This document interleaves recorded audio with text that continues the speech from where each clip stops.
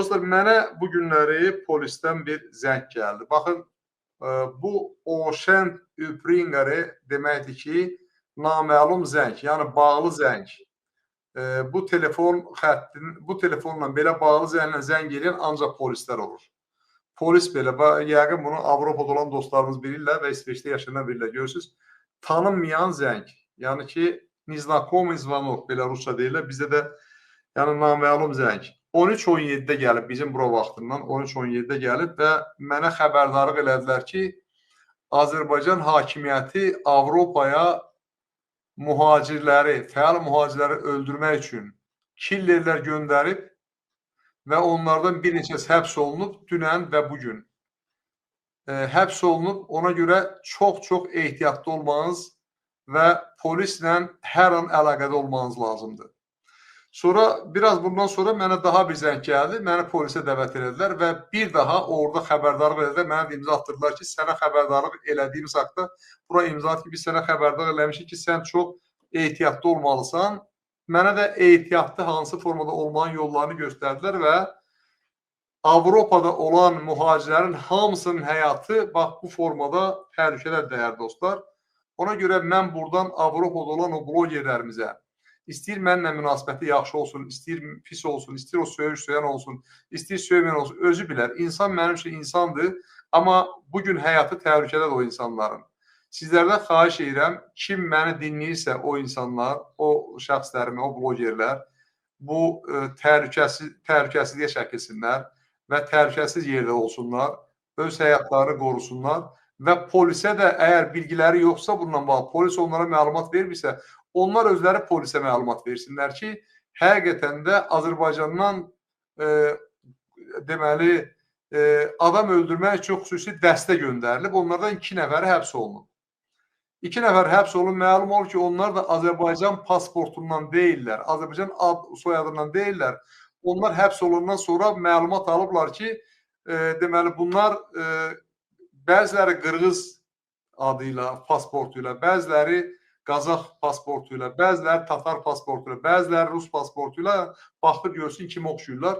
Elənçi onlara pasportlar düzəldiblər və bununla da məşğul olan, mən bilirəm, bu da mənim öz versiyamdır, məşğul olan Rusiyadır.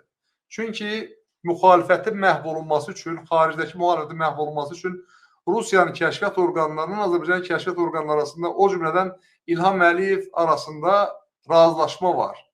Bu haqda biz sizə dəfələrlə məlumat vermişik. Yəni, o gələn adamların hamısının sənədləri Rusiya kəşfiyyat orqanları hazırlayır, düzəldir və onları Azərbaycanın maliyyəsi ilə yola salırlar burada mühacirlərin həyatını təhlükəyə salmağa. O adamlardan, həbs olunanlardan biri Gəncəlidir, biri də Naxçıvanlıdır. Həbs olunanlardan biri. Mənə çatan məlumat belədir. Yəni, o polisdən sonra mən məlumat aldım. Və bizim İsveçrədə olan bir dostumuz bizə məlumat verdi ki, bunlar da bu adamlardır və həbs olunanlar da mən belə hesab elədim ki, İsveçrədə həbs olunublar. Başqa ölkədə də ola bilər, amma mən belə fərz elədim ki, İsveçrədə həbs oluna bilər. Ona görə də çox ehtiyatlı olmanızı xahiş edirəm. Çox ehtiyatlı olun. Sizin hər birinizin həyatınız mənim üçün dəyərlidir və bu təhlükə hamının qapısında var. İlham Əliyevi tənqid edən, Mehriban Əliyevanı tənqid edən, onlar haqqında tutaq ki, təhqiramiz ifadələr işlədən hər kəsin qapısında bu təhlükə var. Bir-birinizə məlumat verin, ehtiyatlı olun, yaxınızdakı polisə məlumat verin və əgər polis bununla maraqlanmazsa deyin, mənim adımı deyə bilərsiniz ki, İsveçdə polis bu adama məlumat verib, belə bir məlumatı verib və mən onlarla ünsiyyətə keçib olan məsələləri deyə bilərəm. Amma mən inanıram ki, Avropa ölkələrinin hamısının polisləri bir-birinə əlaqəlidirlər. Hamısında bu məlumat var. Kimlərə məlumat verilməyibsə, onlar hər halda polis tərəfindən hər hansı nəzarətə götürülüblər. Amma bizdə mənə verilən məlumat budur. İstədim bunu sizlərin diqqətinə çatdıran dəyərli dostlar.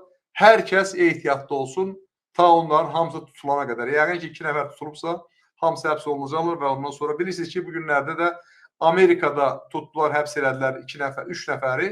Və onlara uzun müddətli həbslər verdilər ikisinə. Demək, ikisinin işi ayrı idi. Birinin işi, mən burada məlumat vermişəm. Orada da İranlı bir jurnalisti Azərbaycanlı deməli bu 2 nəfər teröristlər, Azərbaycanlılar İranlı jurnalisti öldürmək üçün göndərmişlər Amerikaya. O da Amerikan Təhlükəsizlik Xidməti onları zərərsizləşdirdi və o qadın da həyatı təsadüfən deməli salamat qaldı qadın, belə deyək. Yəni təsadüfən deyəndə Amerikanın federal xidməti çox gözəl işləyir, təhlükəsizlik xidməti çox gözəl işləyir və o qadının həyatını xilas elədilər. O qadın ölümdən qurtardılar. O insanları da tutdular, həbsə saldılar. Amma yenə də o qadın nəzarətdədir və ola bilər o teröristlər bunların o pul verib sifariş edənlərin çox vecdədir, kimsə tutuldu ya tutuldu. Onlar tutulur, yerine başqasını göndərirlər. Buna görə bunlar da çox ehtiyatlı olurlar və gələnlər xarici pasportlarla gəlir. Azərbaycan pasportundan gəlmirlər ki, onları dərhal tapa bilsinlər, neynəsinlər. Həbs olundan sonra biliblər ki, bunlar başqa pasportlar və digərlərində adlarını alıblar. Bundan istəyirəm ki, bizim mühacirlərimizin hamısının xəbəri olsun. Siyasi mühacirlərimizin, blogerlərin və digərlərinin. Belə, çünki məndən bəzi adamları soruşdular, başqa ölkələrdə olan bəzi insanları soruşdular polisdə. Mən də tanıyıram dedim bəzilərinə belə. Mən bildim ki, bunlarda məlumat var ki, kimlərin arxasına gəlmiş ola bilərlər. Ola bilər mənim də arxamıza gəldikləri üçün mənə belə xəbərdar edirlər. Çünki polis hər şeyi açıq demir. Açıq demir.